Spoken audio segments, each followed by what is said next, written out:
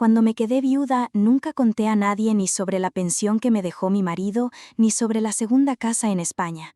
Guardé silencio, como si esos detalles fueran un secreto demasiado íntimo para compartir. Una semana después, recibí un mensaje de mi hijo. «Mamá, empieza a preparar tus cosas, la casa ya está vendida». Yo sonreí apenas, con una calma que ni yo misma entendí. Preparar las cosas ya lo había empezado, aunque no eran precisamente las mías. El teléfono comenzó a sonar apenas 3 semanas después del entierro, exactamente 21 días desde que despedimos a Nicolás. Estaba en la cocina, de pie, como cada mañana. El té se había enfriado sin que yo lo probara. La taza con la inscripción «La mejor abuela», regalo de mi nieta Katia hacía más de 7 años, apenas dejaba escapar un hilo de vapor. Alguna vez esa taza me hizo sentir orgullosa, ahora la observaba como si perteneciera a otra persona.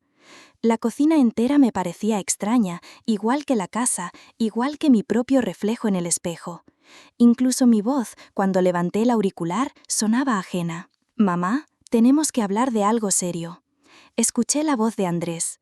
Era seca, impaciente, igual que en su adolescencia cuando pedía dinero para unas zapatillas. Solo que ahora no pedía, ahora exigía. Dejé la taza sobre la mesa. «Buenos días, Andrés», respondí con serenidad.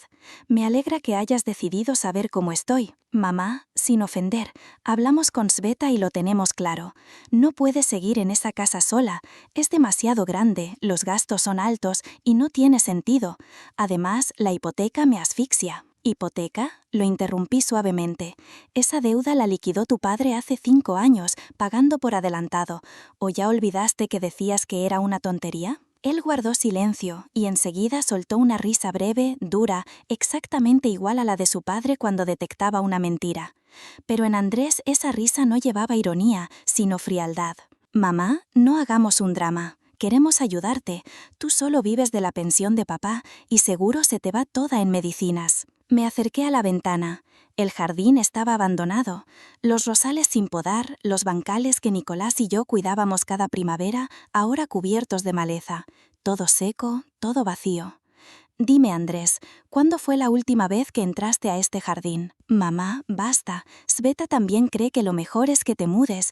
Ella tiene un sótano arreglado, con entrada independiente, baño y todo». Sveta no me había dirigido la palabra desde el funeral, ni una llamada ni un mensaje, y ahora de pronto estaba de acuerdo. Casi podía ver a Andrés con el teléfono en la oreja, frotándose la frente nerviosamente como hacía Nicolás cuando estaba inquieto. Seguro que en una de esas cenas familiares habían decidido mi destino, no cómo acompañar a su madre, sino cómo organizarlo todo de la manera más conveniente.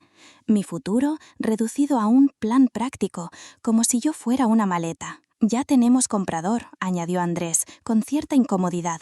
«El primo de Larisa trabaja en una agencia, tiene un cliente dispuesto a pagar rápido y en efectivo». Abrí el frigorífico. Estaba lleno de cazuelas, tartas, huevos cocidos, todo lo que vecinos y conocidos trajeron tras el entierro. No había tocado nada.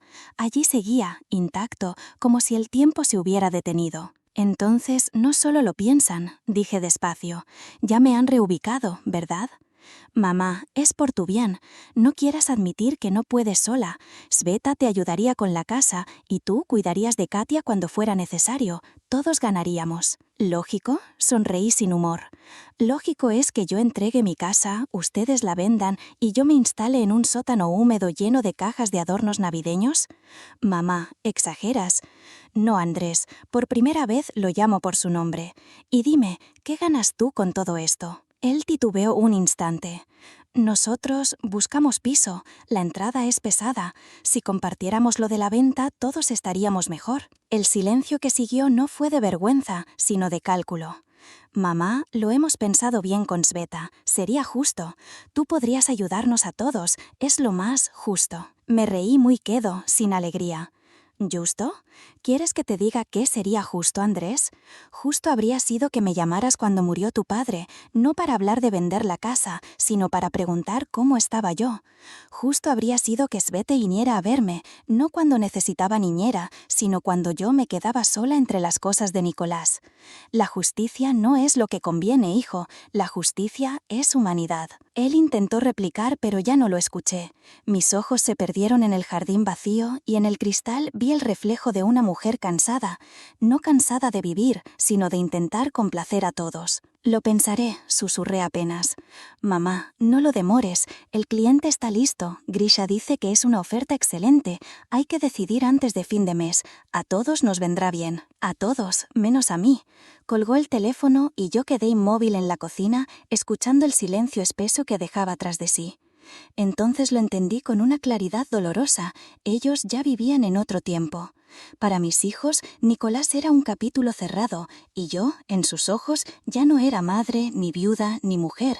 Era un recurso, una propiedad, una pensión, un activo humano. Entré en el despacho de Nicolás, aquel cuarto donde pagaba las cuentas, donde guardaba sus papeles.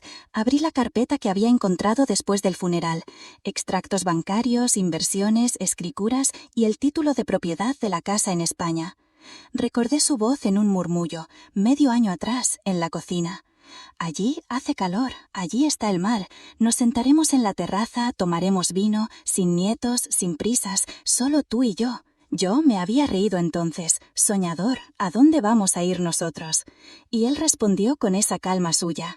Ya la compré, la puse a tu nombre. Si algún día me faltas, irás tú sola. ¿Pero irás? Ese día me reí. Hoy fui por la maleta. A la mañana siguiente no revisé ni las cazuelas ni los armarios.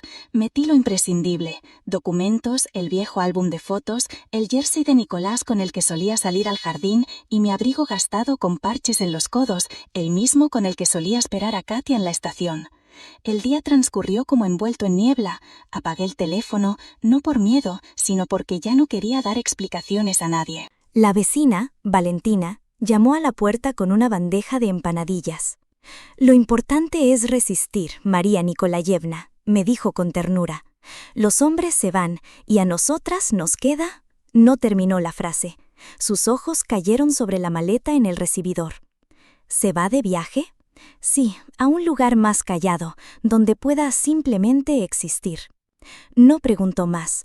Una mujer mayor siempre reconoce cuando otra ya no puede seguir viviendo en un guión ajeno. 2 días después estaba en el aeropuerto, nerviosa, torpe, pero en paz por dentro. Todo lo había previsto Nicolás, hasta las llaves que llegaron con un mensajero de confianza en enero. Yo no entendí su gesto entonces. Él sí sabía, siempre sabía. La casa estaba en la costa, en un rincón tranquilo junto a un pueblo donde casi nadie hablaba ruso. Pero aquello, para mi sorpresa, me agradaba. La llave encajó a la perfección. El candado se dio y entré en la casita blanca con terraza que olía a lavanda y brisa marina.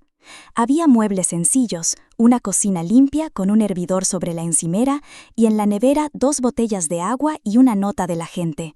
«Señora María, si necesita algo, aquí está mi número. Bienvenida». Dejé la maleta en el suelo y me senté en el borde del sofá. Silencio total, salvo por las gaviotas y el viento entre los olivos. No había miedo, ni vacío, había libertad. Por primera vez en muchos años no me sentí obligada a ser útil, ni cómoda, ni fuerte. Simplemente estaba viva. Una semana más tarde ya me había instalado.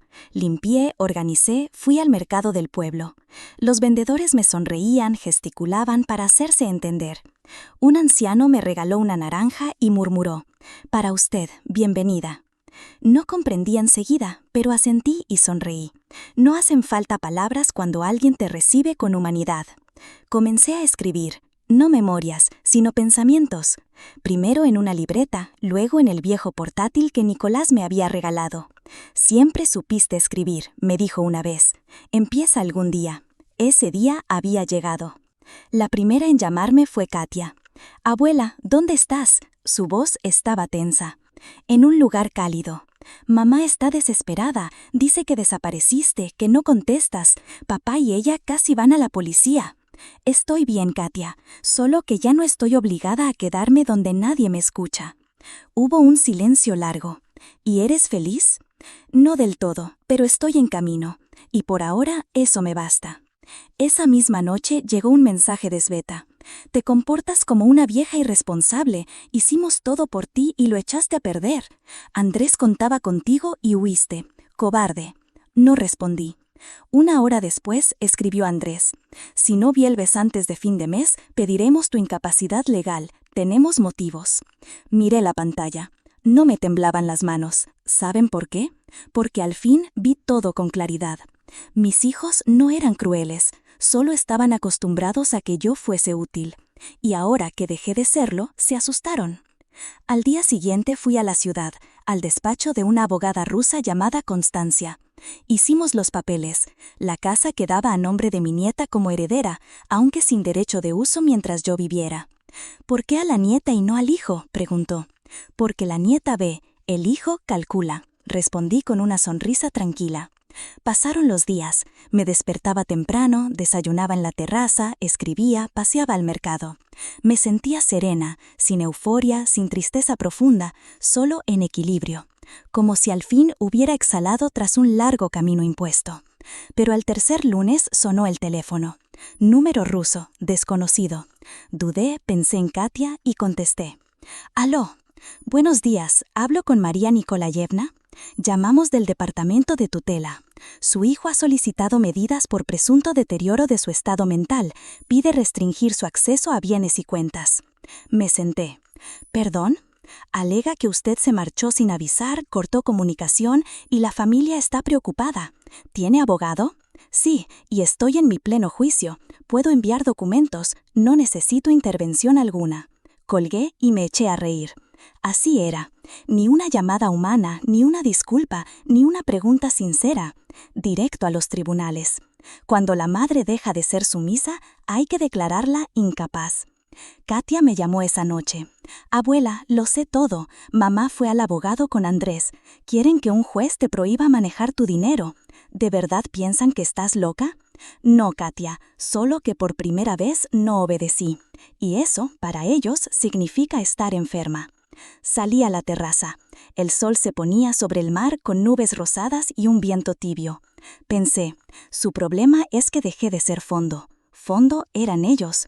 Yo ahora soy persona. Katia, ya no estoy enojada, ni siquiera me dan lástima. Viven en un mundo donde la madre es sombra o cartera. Cuando se convierte en alguien con voz, eso los amenaza. Al día siguiente en la tienda, el panadero me preguntó, «¿Todo bien, señora María?» «Todo tranquilo», respondí. «Tranquilo, eso ya es felicidad», dijo él. Y luego añadió con ternura, «Tiene los ojos tristes, pero valientes». Sí, así era. Tristeza había, pérdida también, pero miedo ya no. No respondí. Simplemente abrí el portátil y seguí escribiendo. Mi historia ya no trataba de cómo me esforzaba por mi familia. Trataba de cómo una mujer dejó de ser conveniente para los demás y empezó a ser ella misma. Pasó otra semana. Todo lo que al principio parecía transitorio se convirtió en mi rutina. Me acostumbré a despertar bajo el sol andaluz, a recogerme el cabello en un moño, a ponerme la misma blusa de lino que Nicolás solía llamar la de la huerta, y a salir a la terraza con una taza de té. Nada extraordinario. Y, sin embargo, ahí residía la felicidad. No era la felicidad fingida de las postales, sino la verdadera, la de no ser necesaria para otros, sino necesaria para mí misma. Katia me escribía todos los días. Quería saber qué comía, cómo dormía, qué estaba leyendo. Una noche, con voz entrecortada, me dijo, «Abuela, ya no puedo callar más. Quiero ir a verte». Yo guardé silencio. Ella prosiguió, «Mamá me advirtió que si me iba contigo me olvidara de la familia. Pero dime, ¿cuándo me consideró de verdad familia? Solo cuando le convenía mostrar algo a los demás, cuando necesitaba cumplir un papel. Yo quiero estar contigo porque contigo puedo ser yo misma». «Katia, no estás obligada», susurré. «Sí, lo estoy. Obligada conmigo misma. Tú eres la única persona que no intenta moldearme. Solo me ves. Y yo quiero verte a ti, viva, auténtica, libre. No contesté de inmediato. Luego dije, ven, pero no como nieta. Ven como la persona en la que confío para caminar a mi lado. Katia llegó una semana después. Le esperé en la pequeña estación donde el autobús de Málaga dejaba a los pasajeros. Venía ligera, en vaqueros, con una mochila y el rostro limpio, sin maquillaje. Pero lo que más me conmovió fue su sonrisa. Abierta, luminosa, esa sonrisa que no le veía desde la adolescencia. Nos abrazamos. «¿Has adelgazado?», le dije. «Y tú has rejuvenecido», respondió ella riendo. De camino a casa se maravillaba con todo: el polvo del camino, los naranjos en flor, la panadería del pueblo y hasta el gato que cada mañana se sentaba frente a mi puerta. «¿Aquí todo respira, abuela?», murmuró. «Hasta el aire es distinto. Nadie tiene prisa. Y tú también has cambiado». «No, Katia, solo dejé de tener miedo. Cuando pierdes a tu marido, tu casa y hasta el respeto de tus propios hijos, un día te miras en el espejo y entiendes, o te conviertes en una sombra o aprendes a vivir de nuevo». Al principio pensó quedarse una semana, después un mes, y luego sin fecha. Yo no preguntaba nada, simplemente agradecía su presencia. Me ayudaba en el jardín, lavaba las ventanas viejas, intentaba preparar café al español, aunque siempre ponía demasiado azúcar. Una noche, mientras recogíamos la mesa, me dijo con calma: «Con mamá ya no hay vuelta atrás». Intenté hablarle sin discutir, pero me gritó: «Si eliges a tu abuela, olvídate de mí». ¿Y sabes qué? No me arrepiento. Por primera vez elegí a alguien que me ve como persona, no como instrumento. Me apretó la mano. «No eres perfecta, abuela. Callaste muchas veces cuando deberías haber hablado. Dejaste que te usaran y, quizás con eso, nos enseñaste a equivocarnos. Pero ahora lo estás corrigiendo. No te rendiste, te levantaste y seguiste adelante». Preparamos una habitación para ella. Se inscribió en clases de español y en las mañanas nos cocinaba huevos con tomates como solía hacer mi madre. Poco a poco la risa volvió a llenar la casa. Una risa baja, cálida, de esas que no quieres que terminen. Un día, Katia, con el portátil en las piernas, levantó la mirada y me dijo: «¿Sabías que los españoles tienen un refrán? Casa con madre, corazón en calma». Sonreí. En ruso creo que nunca lo decimos así. «Pues no importa. Yo tengo a mi abuela, y eso vale más que cualquier refrán». Aquella tarde, cuando el sol teñía la terraza de rosa y el mar respiraba con brisa ligera, pensé: hice lo correcto. No porque encontré algo nuevo, sino porque me devolví a mí misma. Agosto llegó abrasador. Al mediodía, el calor era insoportable. Todo quedaba suspendido bajo el sol seco, salvo el canto obstinado de los grillos. Nosotras buscábamos refugio en la sombra. Leíamos, escribíamos, tomábamos té con hierbabuena que crecía en macetas junto a la terraza. Yo continuaba escribiendo, pero ya no eran pensamientos dispersos, era una historia. La historia de una mujer que vivió 30 años para los demás y que un día decidió empezar a vivir para sí misma. Y entonces me quedé sola, pero de pronto entendí, no era un final, sino un comienzo. Katia insistía: «Abuela, esto tienes que publicarlo. No es solo tu historia, es la historia de miles de mujeres que pasaron la vida sirviendo a otros y, al llegar a la vejez, se volvieron prescindibles». Yo sonreía. Espera, todavía no lo he dicho todo. La calma del entorno me sostenía, pero las sombras del pasado no me soltaban. Una mañana fui por el correo. En el buzón había un sobre grueso, con matasellos ruso. Me senté en el banco frente a la casa, lo abrí con manos firmes. María Nikolaevna, por la presente se le notifica que se ha presentado una solicitud para reconocer su capacidad jurídica como parcialmente restringida, así como para limitar temporalmente su derecho a disponer de bienes. Fundamento: salida voluntaria al extranjero y negativa a mantener contacto con familiares directos. Se le convoca a la audiencia correspondiente. Cerré el sobre. No sentí dolor, solo una tristeza profunda. Mi propio hijo no solo había dejado de llamarme, había decidido apartarme, como a una máquina que ya no sirve. Por la noche se lo conté a Katia. Ella guardó silencio, se levantó de golpe, cerró el portátil de un golpe seco y volvió a sentarse. No lo entiendo. ¿Cómo puede hacerte esto? Si tú lo criaste, tú vivías por él. ¿No recuerdas cuando me contabas que pasabas noches enteras cuidándolo cuando estaba enfermo? Es mi hijo, Katia, pero ser hijo no da derecho a manejarme como si fuera un objeto. ¿Sabes por qué lo hacen? ¿Por qué? Porque el control es lo único que les da sensación de poder. Mientras yo estaba dentro de su sistema, era segura, pero en cuanto salí, me convertí en amenaza. En su lógica, si una madre deja de estar bajo control, es que algo anda mal. Katia asintió.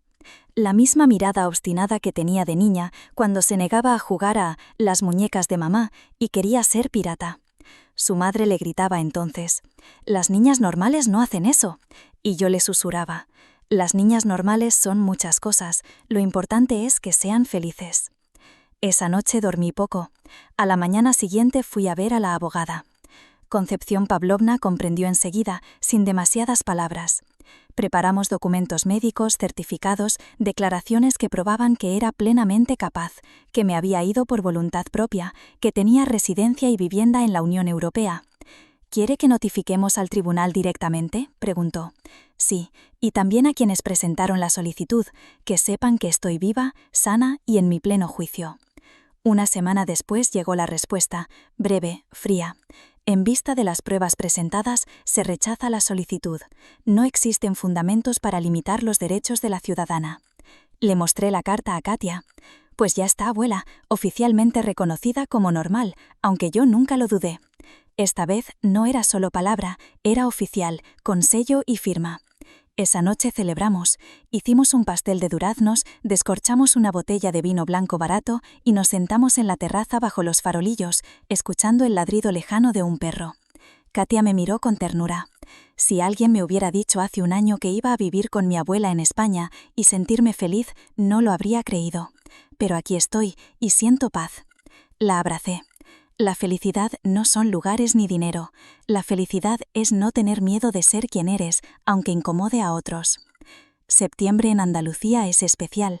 El sol ya no abraza como en julio, pero el calor se mantiene. El aire huele a hierbas secas y a sal marina. Con Katia caminábamos por el sendero detrás de la casa, recogíamos mandarinas, secábamos romero, cocinábamos mermelada de albaricoques. Cosas sencillas, pero en ellas estaba la calma que tanto había buscado. No silencio vacío, sino un espacio donde respirar. Un día Katia salió de su cuarto con el rostro serio.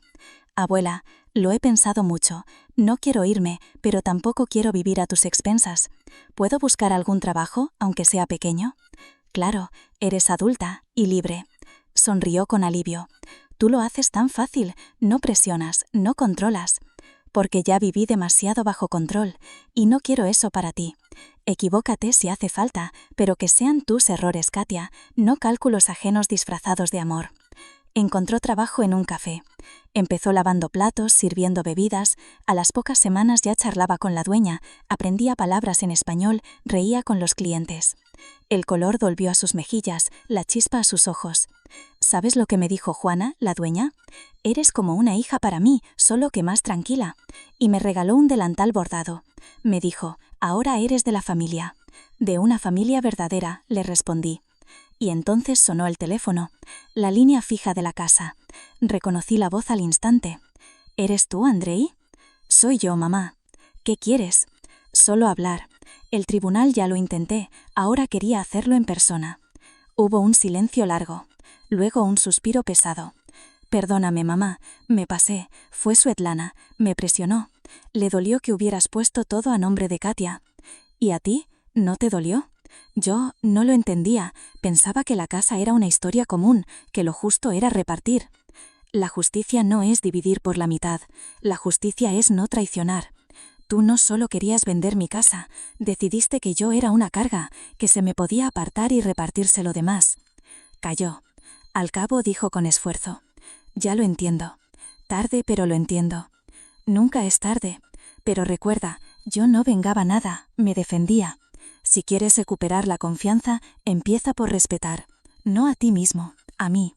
No discutió, solo murmuró: dale saludos a Katia. Y, si algún día quieren volver, yo estaré aquí. No volveremos, Andrei, pero tampoco guardamos rencor.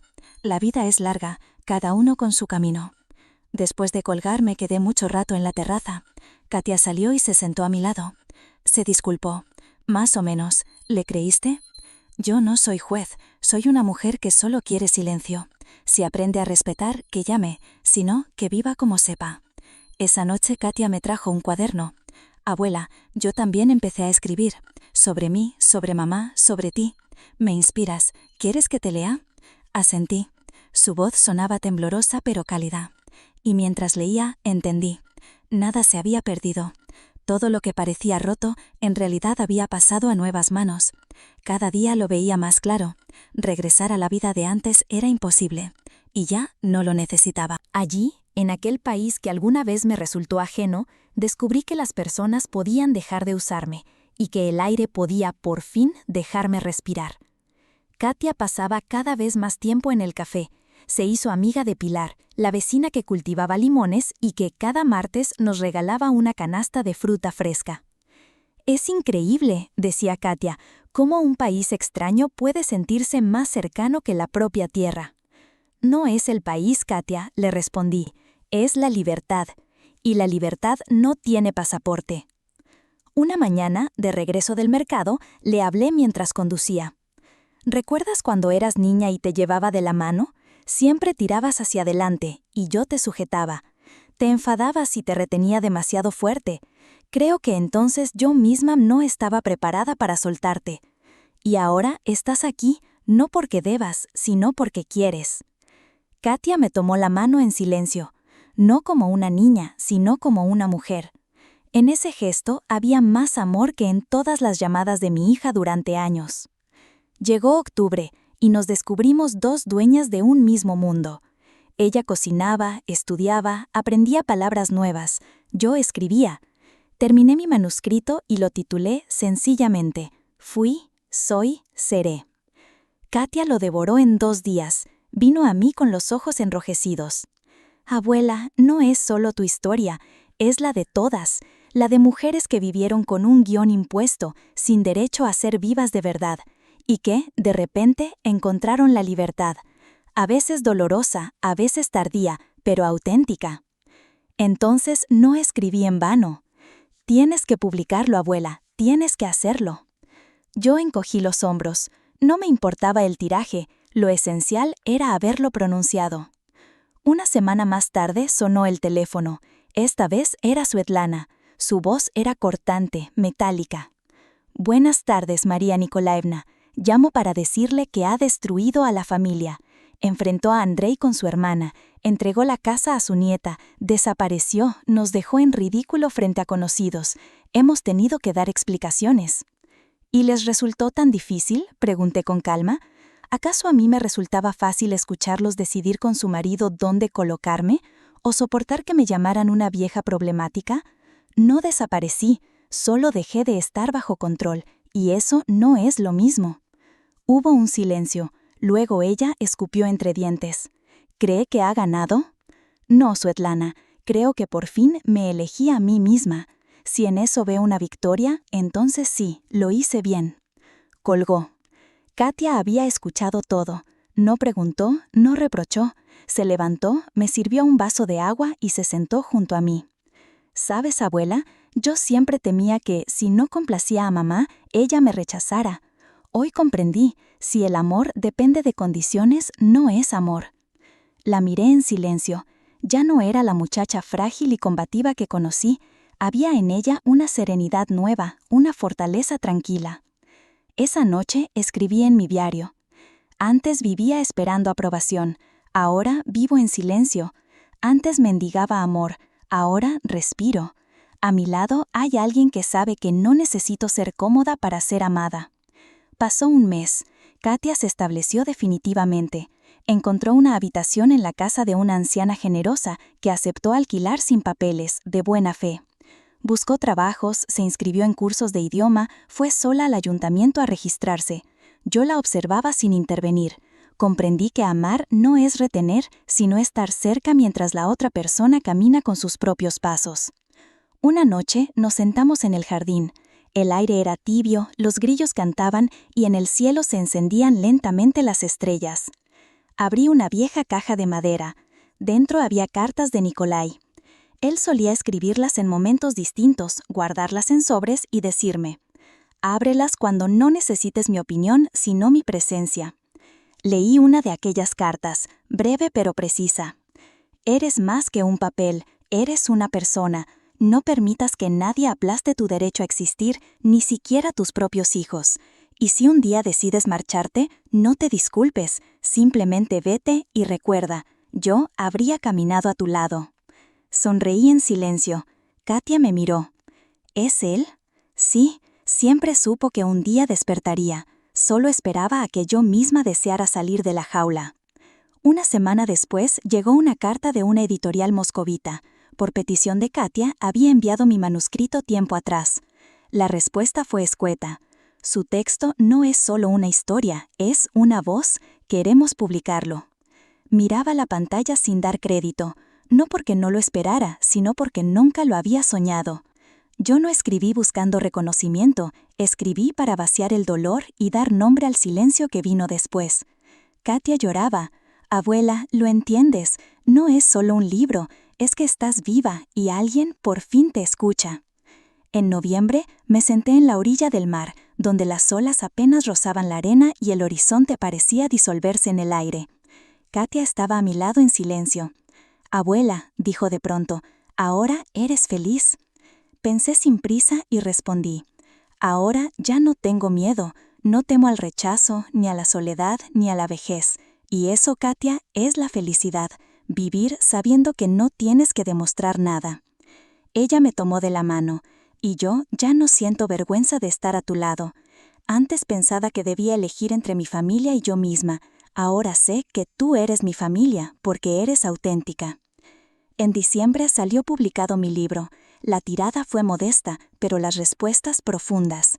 Mujeres me escribían: «Usted contó mi vida». Hijos adultos confesaban: «Por primera vez pensé en cómo se siente mi madre». Incluso hombres compartieron: «He comprendido lo que significa perder a alguien vivo por pura indiferencia». No di entrevistas, no busqué cámaras. Me quedé en mi terraza tomando té y agradeciendo el día en que me atreví a marcharme. Andrei no volvió a llamar. Una vez Svetlana envió un mensaje: «Espero que estés satisfecha». No respondí, ya no tenía nada que demostrar. Katia se quedó. Encontró trabajo en un centro cultural, enseñando ruso a los escolares locales. A veces la oigo discutir por teléfono, tranquila, firme, y en su voz escucho la mía. En Año Nuevo preparamos una mesa sencilla, solo para las dos, sin ostentación, sin lujos. Pero sobre aquel mantel se respiraba lo más importante: respeto, silencio y un amor que no exigía nada. A la medianoche salimos a la calle. Los fuegos artificiales iluminaban el cielo y Katia susurró: «Gracias por haberte ido. Si no lo hubieras hecho, yo jamás habría descubierto quién puedo ser». Sonreí y respondí: «Y yo te agradezco por haberte quedado». Mi historia no trata de una huida ni de una victoria. Habla de algo distinto, que incluso a los 68 años una puede levantarse, enderezar la espalda y decir con firmeza: «Ya no guardo silencio». Y si ahora mismo estás leyendo estas líneas y sientes que todo está perdido, recuerda, no eres la sombra de nadie. Eres una persona viva y aún tienes tiempo. Gracias por acompañarme hasta el final de este relato. Si lo que acabas de leer tocó tu corazón, compártelo. Deja tu comentario. ¿Has vivido algo parecido? ¿Qué habrías hecho tú en mi lugar? Tus palabras ayudarán a que esta historia llegue más lejos y nos dará fuerza para seguir creando nuevas. Gracias de verdad. Cuida tu salud, vive mucho tiempo, pero sobre todo, vive de manera auténtica.